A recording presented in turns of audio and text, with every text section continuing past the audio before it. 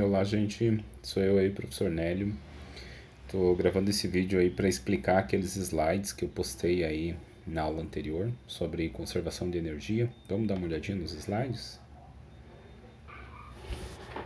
Então, olha só. Esses slides aí eu postei na aula anterior para vocês, que é sobre a conservação da energia. Eu já tinha gravado um outro vídeo falando sobre a energia, o que é a conservação da energia, né? Que a energia ela não pode ser criada nem destruída, ela é apenas transformada. Então, com base nisso, a gente pode concluir aí que a energia que está envolvida em todas as ações que ocorrem no universo. Então, ele é o ente físico responsável por tudo que acontece no universo. Ele tem uma foto do Sol, né? A energia que vem aqui no nosso planeta, grande parte dela, a maior parte dela é a energia que vem da nossa estrela, do nosso Sol. E então, assim, existem diversos tipos de energia. A energia que a gente vai estudar é a energia que está mais associada à produção de força e movimento. Quando a gente fala em força e movimento, a gente está falando numa grandeza física chamada trabalho. A gente vai ver mais para frente que a realização de trabalho é igual à variação da energia mecânica. A energia mecânica é a energia associada ao movimento dos corpos. E essa energia, ela é sempre transferida ou transformada de um tipo para outro ou de um corpo para outro, né? Por exemplo, se eu pegar um objeto na superfície da Terra e levantar, erguer esse objeto a uma determinada altura, eu vou estar atribuindo a esse objeto uma energia gravitacional. Essa energia, que é o correto é a energia potencial gravitacional, ela pode ser convertida novamente em movimento a partir do momento que eu solto esse corpo de uma determinada altura, ele vai adquirir velocidade. Então toda a energia que eu usei para levantar esse corpo a uma determinada altura, depois ele é devolvido ao próprio corpo, quando ele vai adquirindo movimento, velocidade, através da aceleração da gravidade, né? A gravidade é uma força que vai puxar esse corpo para baixo. De modo que toda a energia que eu atribuí para ele é devolvida para ele novamente. Então, com base nisso, a gente pode concluir aí que a quantidade de energia total no universo ela não se altera, ela é a mesma desde o início da criação do universo até hoje. Essas transformações de energia, então, elas ocorrem envolvendo muitas vezes calor, envolvendo movimento, envolvendo força. Esse desenho aqui, essa animação, é um pistão de um motor a combustão.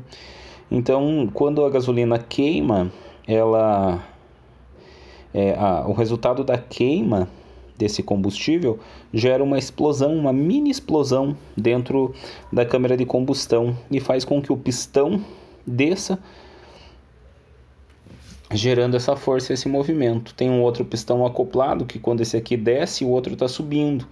Quando o outro desce, empurra esse aqui para cima e ele sobe novamente, e aí novamente é queimada a gasolina.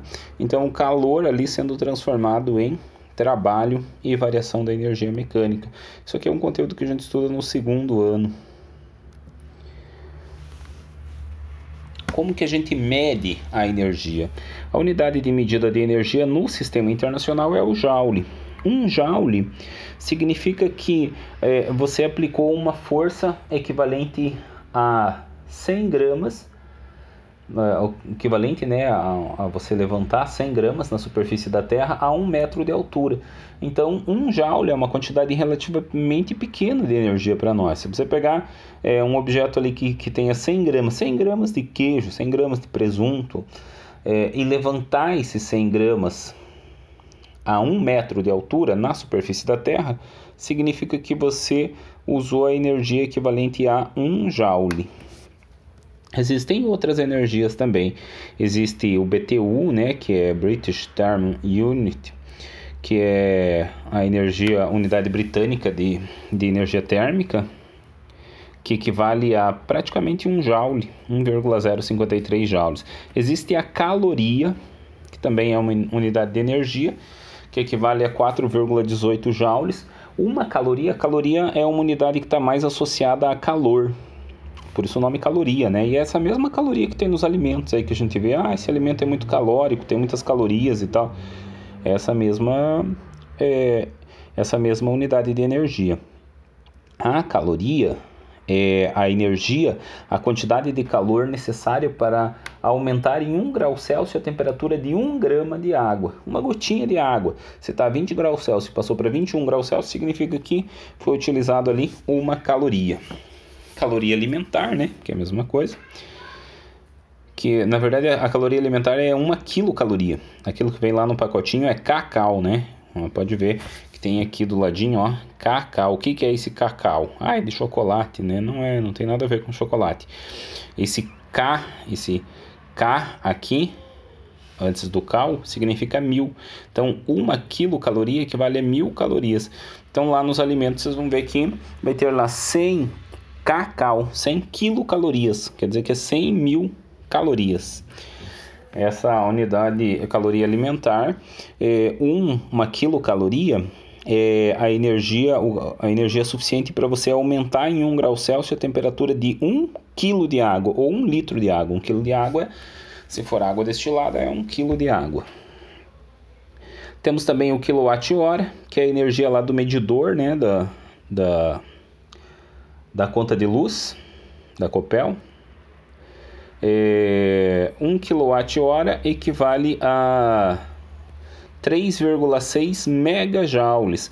Então, com 1 kWh, mega quer dizer 3.600.000 joules. Quer dizer que com essa energia equivalente a 1 kWh, que vem lá na conta de luz de vocês, geralmente uma família consome em média 300 kWh por mês. Cada quilowatt-hora desse seria a energia suficiente para levantar a 1 metro de altura, o equivalente a 360.000 quilos. Então vejam que é bastante coisa, né? 360 toneladas a 1 metro de altura. É a energia que você utiliza às vezes para tomar um banho bem demorado.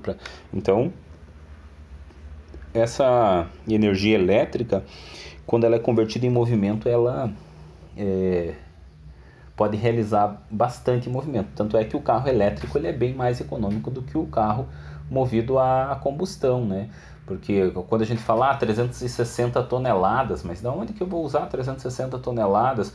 Depende se for um caminhão, né? Se for uma carreta, um bitrem, você pode utilizar aí a energia de 1 kWh. E depois temos o elétron-volt. O elétron-volt é uma unidade bem pequenininha de energia. É a energia presente em um elétron. A gente vai estudar bastante isso no terceiro ano, mas ele equivale a 1,6 vezes 10 a menos 19 joules. Bem pequenininho, esse 10 a menos 19 significa 0,000000019 zeros, ou 1 e o 6 no final. Então é uma unidade bem pequena, você vai erguer uma fração muito pequena de 1 grama a 1 metro de altura. Mas é a energia de um elétron, né? E existem muitos elétrons na matéria. Beleza? Então, como eu tinha falado para vocês, a energia mecânica ela é dividida em 3 tipos de energia. Temos a energia potencial gravitacional, energia potencial elástica e a energia cinética. A energia cinética é aquela energia associada a um movimento dos corpos. A velocidade e massa, na verdade. Energia potencial gravitacional é a energia associada ao campo gravitacional da Terra. É a energia que um corpo vai adquirir se ele tiver a uma determinada altura da superfície da Terra. Quando você solta, essa energia é resgatada. Chama energia potencial porque ela é uma energia de campo, ela está dentro do campo gravitacional da Terra e ela pode ser conservada. Você pode armazenar energia nesse corpo. Se você pegar um objeto, por exemplo, e subir em cima de um prédio, você está fazendo com que esse objeto adquira energia. Essa energia já está nele. Aí você solta esse objeto lá de cima, ele vai ter grande quantidade de energia. Quando ele bater no chão, vai arrebentar, porque ele tinha muita energia acumulada devido ao campo gravitacional da Terra. E a energia potencial elástica, que é aquela energia armazenada nos corpos que tem resiliência, né? Que tem viscosidade. Uma borracha, por exemplo, uma mola, uma régua, mesmo quando você entorta a régua e solta, esses corpos eles conseguem armazenar uma determinada quantidade de energia, até um determinado limite, sabe? Porque se você ultrapassar o limite máximo de uma borracha, que ela estica e ela pode voltar, ela pode ficar laceada ou não voltar mais, ou ela pode arrebentar, né? A mola é a mesma coisa, você estica a mola, solta, ela volta, mas se você esticar muito, você deforma a mola. A energia, a força que você está aplicando ali, que é a força elástica, vai ser toda transferida para a deformação da mola. Então, ela não vai mais acumular energia. Então, até um determinado limite, ela armazena energia. É chamada energia potencial elástica. E a energia mecânica é a soma dessas três energias. Nós temos, então, a energia cinética, que depende aqui, ó, da massa. Esse M é de massa, esse é energia cinética, esse M aqui é da massa, o V é de velocidade ao quadrado dividido por 2. Eu vou gravar um videozinho mostrando de onde sai essa fórmula, bem bacaninha, quando eu passar aquela parte de trabalho para vocês. Depois nós temos a energia potencial gravitacional, tá meio bagunçadinho aqui esse slide, mas ó, olha o que eu estou falando. EP, energia potencial gravitacional, é igual a M de massa vezes G de gravidade vezes H de altura. Massa, quantos quilos o objeto tem. Gravidade, que é a gravidade na Terra, que é 10, vezes a altura que o corpo vai estar, quantos metros ele vai estar do solo. E, por último, a energia potencial elástica. Energia potencial elástica, ela depende, então, da constante elástica da mola, se a mola ou se o elástico ele é muito duro, ele é muito molengão. O X aqui é o quanto eu estou esticando esse elástico, é x elevado ao quadrado, essa mola, chama de extensão da mola, dividido por 2. Também dá para deduzir essa formulazinha aqui com a equação do trabalho. Daí aqui ele dá um exemplo de como a energia é transformada. Veja só, no item 1 aqui, ó. Corrida. O atleta acelera pela pista, levando a vara para o alto. Então, ele vai correndo, ele está adquirindo a energia cinética, que é a energia associada à velocidade e à massa do atleta. Aí... 2. Impulsão. A velocidade diminui ao baixar a vara para fincá-la na caixa de apoio. Então ele vem aqui, ó, pode ver, ele finca a vara aqui na caixa de apoio. Daí o que acontece? A energia cinética dele, da velocidade dele, é transformada em energia elástica. A vara vai envergar. Voo. O impulso para frente e a flexibilidade da vara lançam o atleta para cima. Vejam que a vara vai dar uma envergada e aí a vara volta para o estado normal e joga o atleta para cima. Olha aqui, ó. Quando a vara enverga, aí quando ela volta para o estado dela, ela joga o atleta para cima. No momento que o atleta está subindo, ele está ganhando energia gravitacional, energia potencial gravitacional. Queda. Superando o sarrafo, o atleta estica as pernas, gira o corpo e amortece a queda. Aqui em cima, ó, nesse ponto aqui, ele atingiu a energia gravitacional máxima. E aí a gravidade puxa ele para baixo, ele cai do outro lado. Então vejam que dá para perceber bem aqui a transformação. Energia cinética aqui com a corrida, energia potencial elástica, a energia cinética se transforma em energia potencial elástica, a vara lança ele para cima, se transforma em energia gravitacional e aí ele cai novamente. Vejam que dá para a gente ver bem as três formas, as três transformações da energia. Geração da energia. A energia ela não pode ser gerada, né? A energia ela é sempre transformada. Então, quando a gente fala em geração de energia ou consumo de energia, então, a gente podia dizer assim que é uma licença para se utilizar o termo errado, que todo mundo utiliza, mas na verdade a energia ela é sempre transformada. E a gente sabe que no nosso mundo atual existe uma demanda grande por energia. Cada vez a gente utiliza mais energia, né? A gente utiliza muita energia elétrica, né? Energia química da queima dos combustíveis fósseis também. Isso gera um aquecimento, né? Essa energia, esse aquecimento vai sendo jogado para a nossa atmosfera. A energia que vem do Sol vem em forma de radiação, de energia luminosa. Quando a luz bate no solo do nosso planeta, ela se transforma em calor. Esse calor é irradiado pela atmosfera, mas com a queima de combustíveis fósseis a gente aumenta a quantidade de CO2 na atmosfera, e o CO2 ele funciona como uma lona. Se você deixar uma lona no sol, a luz passa, vai entrando e o calor vai ficando embaixo da lona, vai dando um efeito estufa. Esse é o efeito estufa. É como se a gente estivesse colocando uma lona por cima do nosso planeta, não bloqueando, né, o sol, né, uma lona transparente, ou um carro. Quando você deixa o carro no sol, a luz passa pelo vidro que é transparente. Quando bate no banco, vira calor. Esse calor não consegue sair porque o vidro retém o calor e vai aumentando cada vez mais a temperatura. É isso que está acontecendo no nosso planeta de maneira geral. E a gente está sempre aí com uma demanda crescente de energia. Então, nós temos aí as fontes, né, de energia. A fonte principal de energia é o petróleo, que a gente mais utiliza, né? Vai para a refinaria, vira gasolina e é colocada nos meios de transporte. Também utiliza-se muito, ainda não aqui no Brasil, mas em vários outros países, na China principalmente, o carvão. Queima-se carvão, daí vai para uma central térmica. Dessa central térmica ela vira eletricidade. Vou ensinar para vocês no terceiro ano como que a gente pode produzir, entre aspas produzir, né? Mas transformar energia térmica em eletricidade. Biomassa também pode ser queimado. O que é biomassa?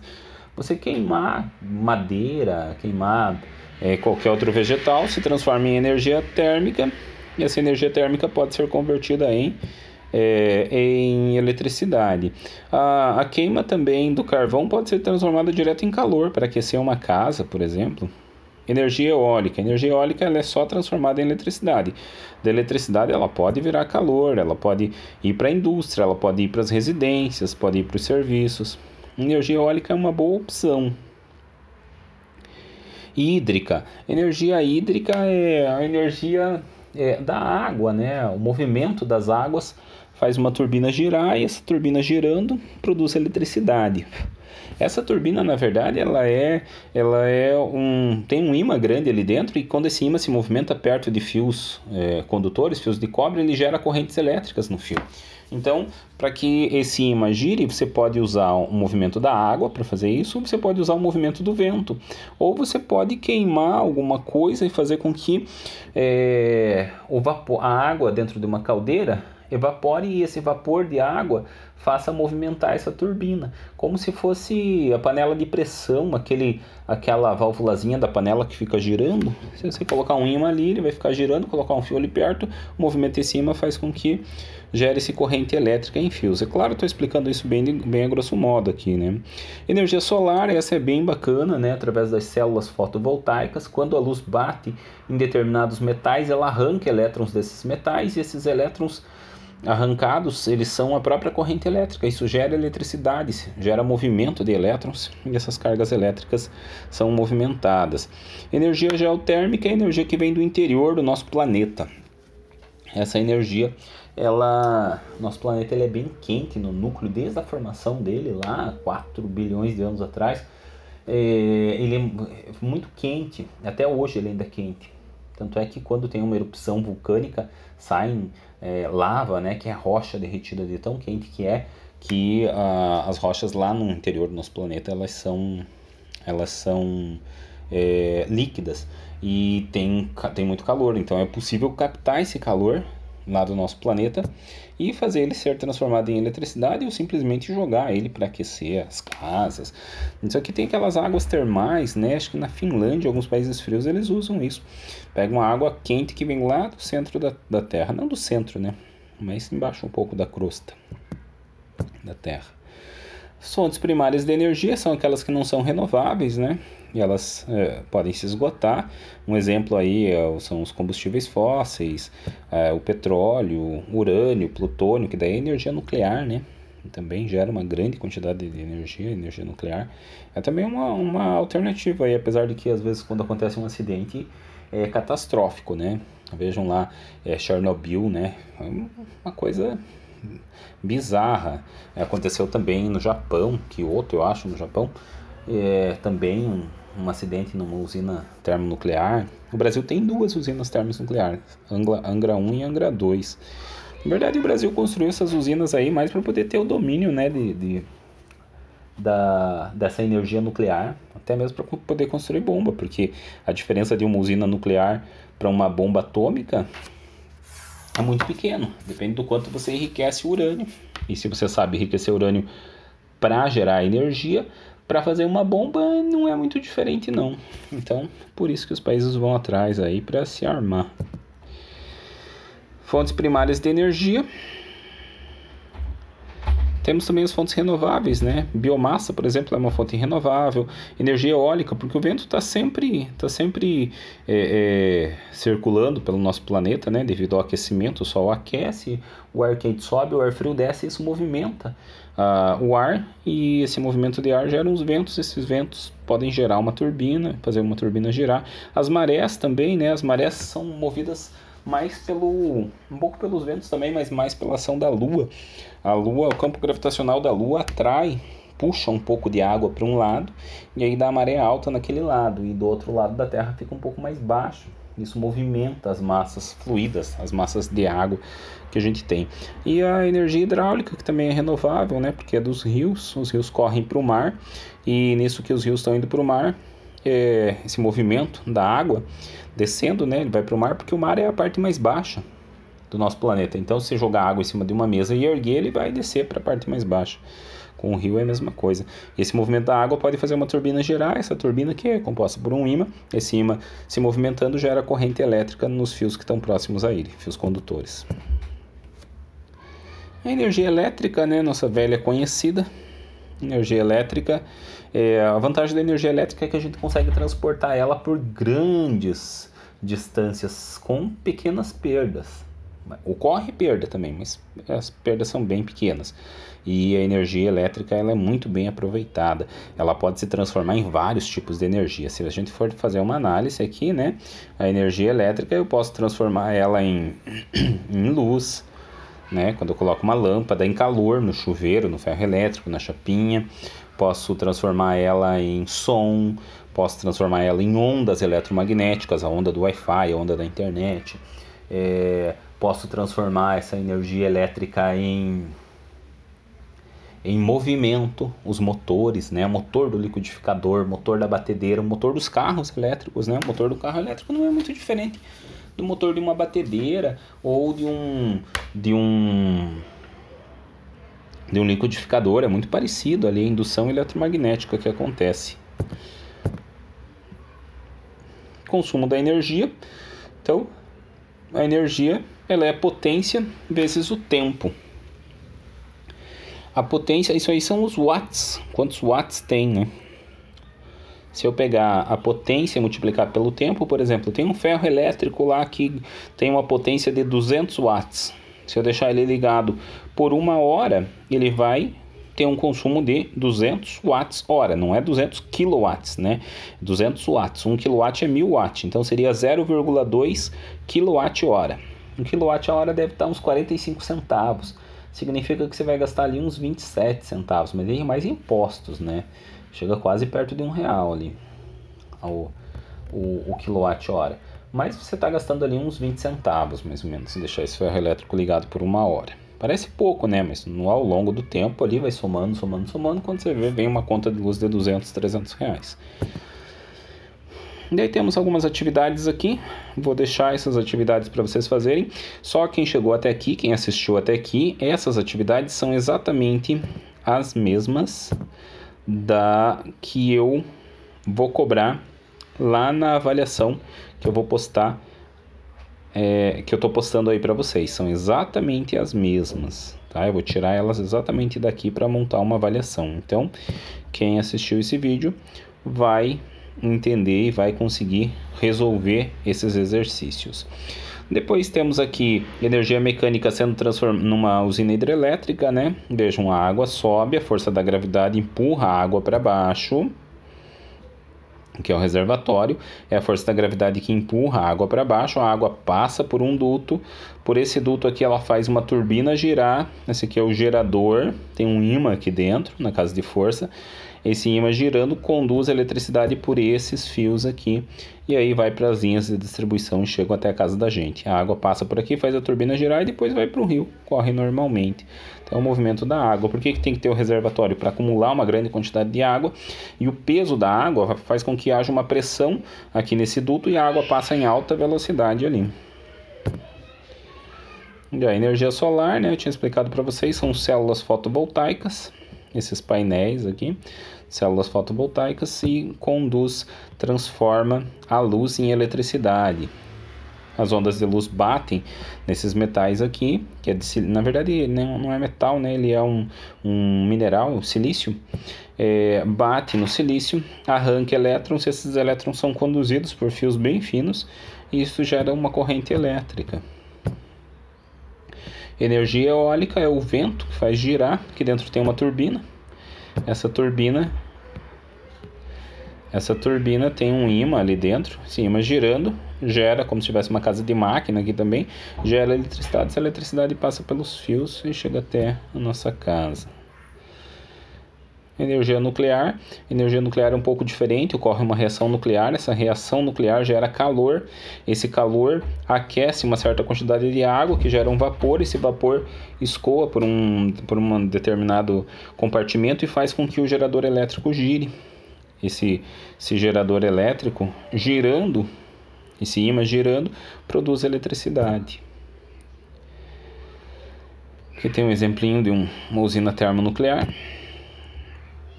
Como que ocorre essa reação nuclear? Então pega-se o átomo de urânio e joga um nêutron nele. Esse nêutron, quando bate nesse átomo de urânio, um átomo de urânio não é no estado natural, ele é urânio enriquecido, ele quebra. No que ele quebra esse átomo de urânio, transforma em césio e rubídio, rubique. Esse rubídio aqui não é radioativo, mas o césio continua sendo. Ele, depois que você quebra esse átomo no meio, ele se transforma em outros dois elementos, que é o lixo radioativo, isso aqui.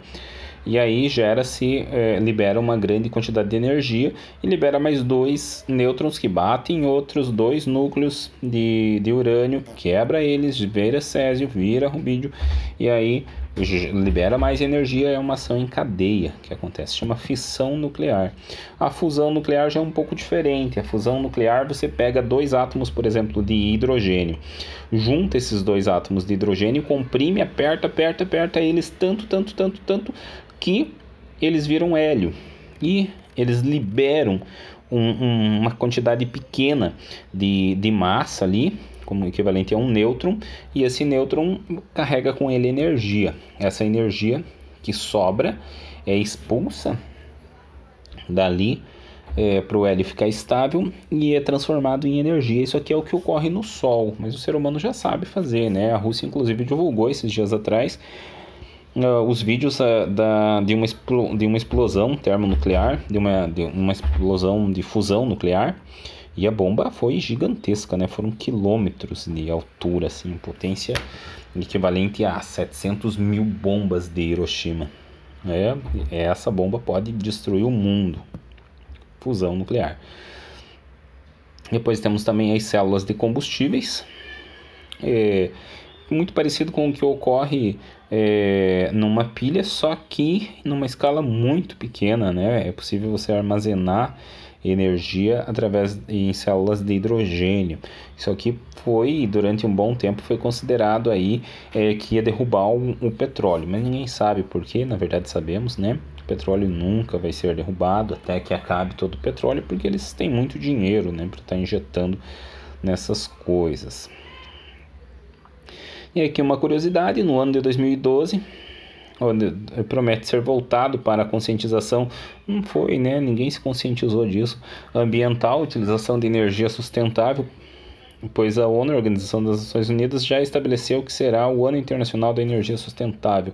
Ninguém está ligando mais para isso, né? Veja que só a esquerda fala nisso de energia sustentável, meio ambiente, parece que todas as outras ideologias querem, na verdade, é que destrua mesmo. E eu sou favorável que utilizemos energias renováveis, somente carros elétricos.